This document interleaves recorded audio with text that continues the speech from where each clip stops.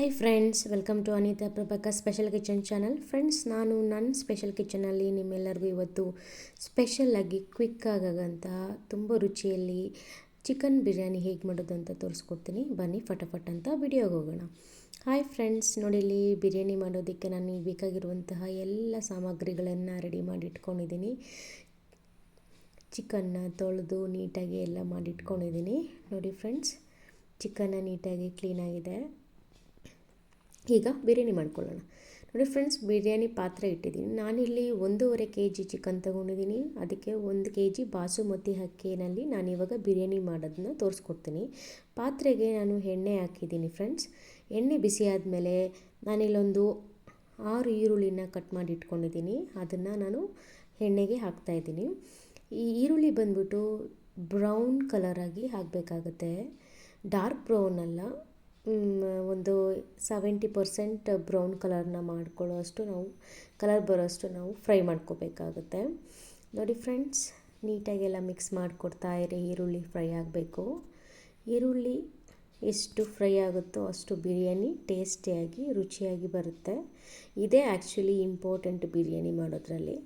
ನೋಡಿ ಫ್ರೆಂಡ್ಸ್, ಇವಾಗ ನೋಡಿ ಯಾವ ಥರ ಈರುಳ್ಳಿ ಎಲ್ಲ ನೀಟಾಗಿ ಫ್ರೈ ಆಗಿದೆ ಆಯಿಲಲ್ಲಿ. ಸೊ ಇನ್ನು ಫ್ರೈ ಆಗಬೇಕು. ಅದಕ್ಕೆ ನಾವಿವಾಗ ಗರಂ ಮಸಾಲ ಐಟಮ್ಸ್ನ ಸೇರಿಸ್ಕೊಳ್ಳೋಣ. ಪಲಾವ್ ಎಲೆ ತೊಗೊಂಡಿದ್ದೀನಿ, ಪಲಾವ್ ಕೊಂಬು ತೊಗೊಂಡಿದ್ದೀನಿ, ಚಕ್ಕೆ ತೊಗೊಂಡಿದ್ದೀನಿ, ಸ್ಟಾರ್ ಫ್ಲವರ್ ಪಲಾವ್ ಸ್ಟಾರ್ ತೊಗೊಂಡಿದ್ದೀನಿ, ಮತ್ತು ಕಾಳು ಮೆಣಸುಗಳನ್ನ ತೊಗೊಂಡಿದ್ದೀನಿ. ಅಷ್ಟು ನಾನು ಇವಾಗ ಈರುಳ್ಳಿ ಜೊತೆ ಸೇರಿಸ್ಕೊಳ್ತಾ ಇದ್ದೀನಿ. ಎಲ್ಲ ಚೆನ್ನಾಗಿ ಮಿಕ್ಸ್ ಮಾಡಿ ಕೊಡಿ. ನೀಟಾಗಿ ಆ ಗರಂ ಮಸಾಲ ಐಟಮ್ಸ್ ಫ್ಲೇವರು ಬಿರಿಯಾನಿಗೆ ಬಿಡಬೇಕು ಚೆನ್ನಾಗಿ. ಆ ಥರ ನಾವು ಫ್ರೈ ಮಾಡ್ಕೊಬೇಕು ಎಣ್ಣೆಯಲ್ಲಿ. ನೋಡಿ ಫ್ರೆಂಡ್ಸ್, ಇವಾಗ ನಾನು ನಿಮಗೆ ತೋರಿಸ್ತೀನಿ. ನೋಡಿ ಆನಿಯನ್ ಎಲ್ಲ ಎಷ್ಟು ಸಾಫ್ಟಾಗಿ ಬೆಂದಿದೆ ಅಂತ, ಕಲರೆಲ್ಲ ಚೇಂಜ್ ಆಗಿದೆ. ಸೊ ಇವಾಗ ನಾವು ಅದಕ್ಕೆ ಶುಂಠಿ ಬೆಳ್ಳುಳ್ಳಿ ಪೇಸ್ಟ್ನ ಸೇರಿಸ್ಕೊಳ್ತಾ ಇದ್ದೀನಿ. ನಾನಿಲ್ಲಿ ದೊಡ್ಡ ಸ್ಪೂನಲ್ಲಿ 1.5 ಟೇಬಲ್ ಸ್ಪೂನ್ ಶುಂಠಿ ಬೆಳ್ಳುಳ್ಳಿ ಹಾಕ್ಕೊಂಡಿದ್ದೀನಿ. ಚೆನ್ನಾಗಿ ಅದನ್ನು ಮಿಕ್ಸ್ ಮಾಡಿ ಕೊಟ್ಕೊಂಡು ಫ್ರೈ ಮಾಡಬೇಕು. ಎಲ್ಲಿ ತನಕ ಫ್ರೈ ಮಾಡಬೇಕು ಅಂದರೆ ಶುಂಠಿ ಬೆಳ್ಳುಳ್ಳಿ ಪೇಸ್ಟು ಅದರ ವಾಸನೆ ಎಲ್ಲ ಹೋಗಬೇಕು, ಹಸಿ ವಾಸನೆ ಹೋಗಬೇಕು. ಅಲ್ಲಿ ತನಕ ನಾವು ನೀಟಾಗಿ ಎಣ್ಣೆಯಲ್ಲಿ ಫ್ರೈ ಮಾಡ್ಕೋಬೇಕಾಗುತ್ತೆ. ನೀಟಾಗೆಲ್ಲ ಮಿಕ್ಸ್ ಮಾಡಿಕೊಡ್ತಾ ಇರಿ ಈ ಸ್ಟೇಜಲ್ಲಿ, ಇಲ್ಲಾಂದರೆ ತಳ ಅಂಟ್ಬಿಡುತ್ತೆ. ನೋಡಿ ಫ್ರೆಂಡ್ಸ್, ಇವಾಗೆಲ್ಲ ಆಗಿದೆ. ಇವಾಗ ನಾನು ಗರಂ ಮಸಾಲಾನ ನಾನೇ ಪ್ರಿಪೇರ್ ಮಾಡಿದ್ದೀನಿ.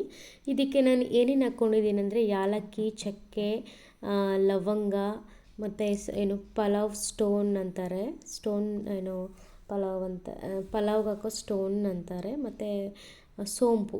ಇಷ್ಟನ್ನು ನಾನು ಪೌಡರ್ ಮಾಡಿಕೊಂಡು ಮಸಾಲೆ ರೆಡಿ ಮಾಡಿದ್ದೀನಿ. ಇದೇ ಸ್ಪೆಷಲ್ ಆ್ಯಕ್ಚುಲಿ ಬಿರಿಯಾನಿ ಸ್ಪೈಸಲ್ಲಿ. ಇವಾಗ ಚೆನ್ನಾಗೆಲ್ಲ ಮಿಕ್ಸ್ ಮಾಡಿ ಕೊಡೋಣ. ಇವಾಗ ಅದಕ್ಕೆ ನಾನು ಟೊಮೆಟೊ ನಾನೊಂದಿಲ್ಲಿ 4 ಕಟ್ ಮಾಡಿ ಹಾಕ್ಕೊಳ್ತಾ ಇದ್ದೀನಿ. ಮತ್ತು ಕೊತ್ತಂಬರಿ ಸೊಪ್ಪು, ಪುದೀನ ಸೊಪ್ಪು 1 ಹಿಡಿಯಾಗಷ್ಟು ಕಟ್ ಮಾಡಿ ಹಾಕ್ಕೊತಾ ಇದ್ದೀನಿ. ನೋಡಿ ಫ್ರೆಂಡ್ಸ್, ನೀಟಾಗೆಲ್ಲ ಮಿಕ್ಸ್ ಮಾಡಿ ಫ್ರೈ ಆಗಬೇಕಾಗುತ್ತೆ ಎಣ್ಣೆಯಲ್ಲಿ.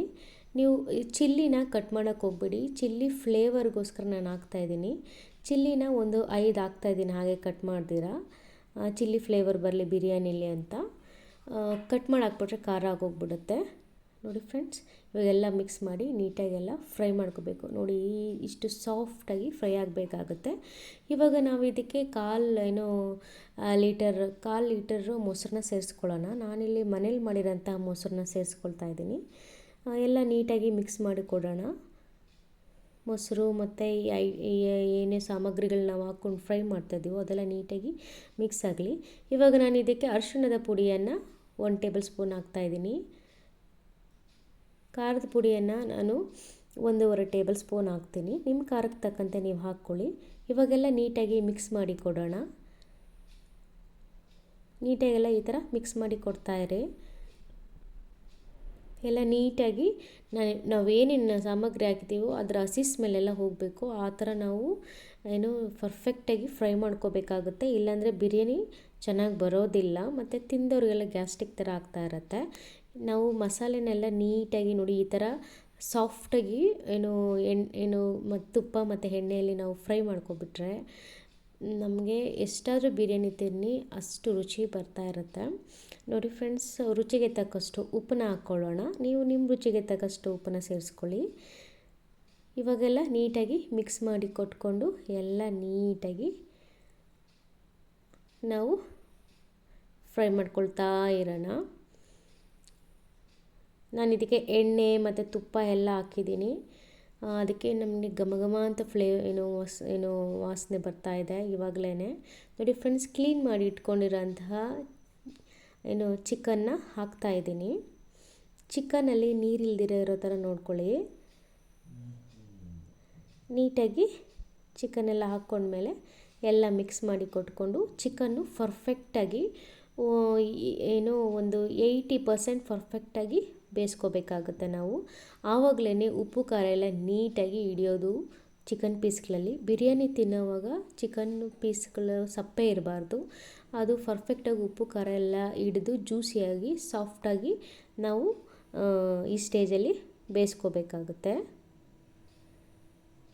ಇಲ್ಲ ಬೇಗ ಚಿಕನ್ ಬೇಯ್ದಿರೋವಾಗಲೇ ನಾವು ಅಕ್ಕಿ ಹಾಕ್ಬಿಟ್ರೆ ಬಿರಿಯಾನಿ ರೈಸ್ ತಿನ್ಬೋದು, ಪೀಸ್ಗಳೆಲ್ಲ ಸೈಡಲ್ಲಿ ಇಡಬೇಕಾಗುತ್ತೆ. ಸೊ ಅದಕ್ಕೋಸ್ಕರ ನೀಟಾಗಿ ಈ ಸ್ಟೇಜಲ್ಲಿ ಚಿಕನ್ನ 80% ಬೇಯಿಸ್ಕೊಳ್ಳಿ. ಉಪ್ಪು ಖಾರ ಸ್ಪೈಸಿ ಐಟಮ್ಸ್ ಫ್ಲೇವರ್ಸ್ ಎಲ್ಲ ಹಿಡಿಯುತ್ತೆ ಚೆನ್ನಾಗಿ. ಅವಾಗವಾಗೆಲ್ಲ ತಿರುಗಿ ಕೊಡ್ತಾಯಿರಿ, ಇಲ್ಲಾಂದರೆ ತಳ ಅಂಟ್ಬಿಡುತ್ತೆ. ಬಿರಿಯಾನಿ ಹುಷಾರಾಗಿ ನಾವು ತಿರುಗಿ ಕೊಡ್ತಾ ಇರಬೇಕು. ನೋಡಿ ಫ್ರೆಂಡ್ಸ್, ಕಾಣಿಸ್ತಿದೆ ಎಷ್ಟು ಕಲರ್ಫುಲ್ಲಾಗಿ ಕಾಣಿಸ್ತಾ ಇದೆ. ಟ್ರಸ್ಟ್ ಮೀ, ತಿನ್ನೋದಕ್ಕೂ ಅಷ್ಟೇ ಟೇಸ್ಟಿಯಾಗಿರುತ್ತೆ. ಈ ರೆಸಿಪಿನ ಒಂದ್ಸತಿ ಟ್ರೈ ಮಾಡಿಬಿಟ್ಟು ದಯವಿಟ್ಟು ಕಮೆಂಟ್ ಮಾಡಿ ಹೇಗೆ ಬಂತು, ನೀವು ನನ್ನ ರೆಸಿಪಿ ಫಾಲೋ ಮಾಡಿ ಅಡುಗೆ ಮಾಡಿದಾಗ ಟೇಸ್ಟ್ಗಳೆಲ್ಲ ಹೇಗೆ ಬಂತು ಅಂತ ನನಗೆ ಕಮೆಂಟ್ ಮಾಡಿ. ನೋಡಿ ಯಾವ ಥರ ಬೆಂದಿದೆ ಪರ್ಫೆಕ್ಟಾಗಿ ಫ್ರೆಂಡ್ಸ್. ಈ ಥರ ಚೆನ್ನಾಗಿ ಬೆಂದ ಮೇಲೆ ನೋಡಿ, ಈ ಥರ ಗೀ ಮತ್ತು ನಾವು ಆಯಿಲ್ ಏನು ಹಾಕಿದ್ದೀವೋ ಅದೆಲ್ಲ ಮೇಲೆ ಬರ್ತಾ ಇರುತ್ತೆ. ಸೊ ಆವಾಗ ಚಿಕನ್ ಬೆಂದಿದೆ ಅಂತ. ಇವಾಗ ನಾವು 1 kg ಅಕ್ಕಿಗೆ 1 ಗ್ಲಾಸ್ ಅಂದ್ಕೊಂಡ್ರೆ ವಾಟರ್ 2 ರೇಷಿಯೋಸ್ ತಗೋಬೇಕಾಗುತ್ತೆ.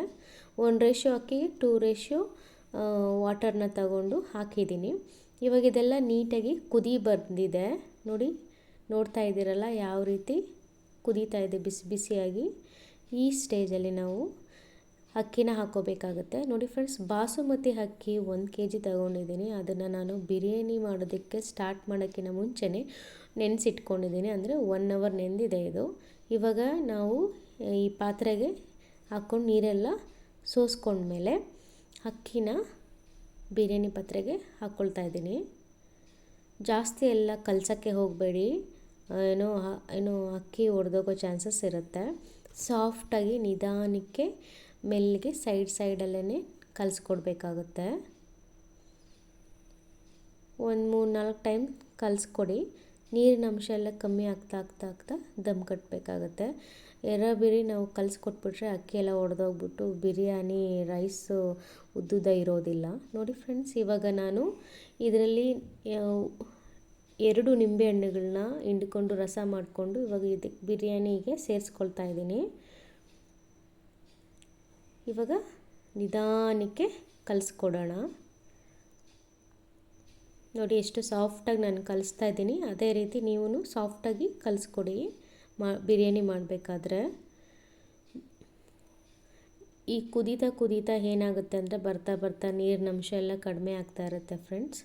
ಆವಾಗ ನಾವೇನು ಮಾಡಬೇಕಾಗುತ್ತೆ ನೋಡಿ, ಈ ಥರ ನಿಧಾನಕ್ಕೆ ಒಂದೊಂದು ಸೈಡೆ ಕಲಿಸ್ಕೊಟ್ಬಿಟ್ಟು ನೀಟಾಗಿ ನಾವು ಇವಾಗ ಇದಕ್ಕೆ ಸ್ವಲ್ಪ ಕೊತ್ತಂಬರಿ ಸೊಪ್ಪನ್ನ ಹಾಕ್ಕೊಬಿಡೋಣ. ಕೊತ್ತಂಬರಿ ಸೊಪ್ಪು, ಪುದೀನ ಸೊಪ್ಪು ಒಂದು ಸ್ವಲ್ಪ ಹಾಕ್ಕೊಳ್ಳಿ. ಹಾಕ್ಕೊಂಡ್ಮೇಲೆ ಈಗ ದಮ್ ಕಟ್ಬಿಡೋಣ.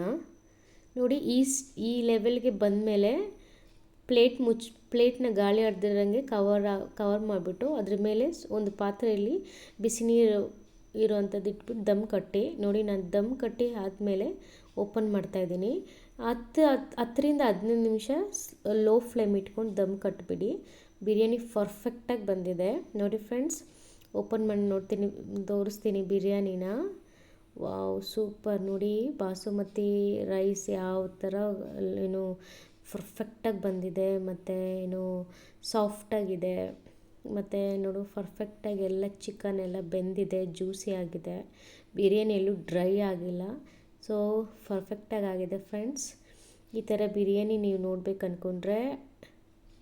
ಮಾಡಬೇಕಂದ್ಕೊಂಡ್ರೆ ನೀವೇನು ಮಾಡಬೇಕು, ಅನಿತಾ ಪ್ರಭಾಕರ್ ಸ್ಪೆಷಲ್ ಕಿಚನ್ ಚಾನಲ್ಗೆ ಫಟಾಫಟ್ ಅಂತ ಸಬ್ಸ್ಕ್ರೈಬ್ ಮಾಡ್ಕೊಬಿಡಿ. ಈ ವಿಡಿಯೋ ನಿಮಗೆಲ್ಲರಿಗೂ ಇಷ್ಟ ಆಗಿದರೆ ಫ್ಯಾಮಿಲಿ ಫ್ರೆಂಡ್ಸ್ಗೆ ಎಲ್ಲರಿಗೂ ಶೇರ್ ಮಾಡಿ, ಲೈಕ್ ಮಾಡಿ. ಇದೇ ರೀತಿ ನಿಮ್ಮ ಸಪೋರ್ಟ್ ನನ್ನ ಜೊತೆ ಇರಲಿ. ನೋಡಿ ಎಷ್ಟು ಪರ್ಫೆಕ್ಟಾಗಿ ರುಚಿಯಾದ ಬಿರಿಯಾನಿ ರೆಡಿಯಾಗಿದೆ.